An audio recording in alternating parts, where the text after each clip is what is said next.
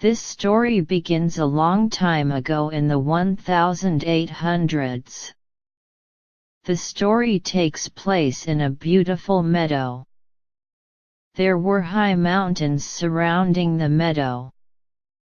The people in the village often told tales that something evil lived in the meadow. The people told tales of mysterious creatures. People from the nearby village were frightened by the tales. Most would not go into the meadow. There was only one person, Tanuse was her name, who did not fear the stories. Her grandmother had told her about the strange creature that the people feared. She had told Tanuse that this creature was special and only people who believed would see it. Her grandmother had called it a unicorn. Tanuse remembered this story. She would go to the meadow and to look for the unicorn, but she had never seen it. But she believed in it. One day Tanuse was in meadow walking. Once again she was looking for the unicorn. As she walked she saw something from the corner of her eye. She turned to look and there it was, the unicorn. The unicorn had a beautiful white coat. Its long mane was covered with gold dust. His wings looked like they were on fire. When Tanuse saw it she remembered something more from grandmother's story. The unicorn's horn was said to have magic powers. Grandmother had said that if a person touches it she would receive 3 wishes. Tanuse looked at the beautiful unicorn. She slowly walked toward it. She reached out her hand and stroked its mane gently.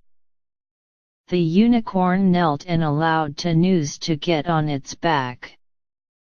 Together they rode to the village. When Tanuse's mother saw them she called out, "Get off that wild thing!" Tanuse said, "No. It's not wild, mother. All that he needs is a friend. He needs some love. Mom, come for a ride with me." Mother said, "No, Tanuse. We don't know anything about him. What does he eat?" "He eats grass. Grandmother told me about him when I was young. She told me that I could make a wish if I touch its horn and that the wish would come true." Tanuse touched its horn and she made a wish. She wished for a castle. Suddenly the castle appeared. It had solid gold trim. The ballroom floor was made out of pearls. The pillars were solid gold.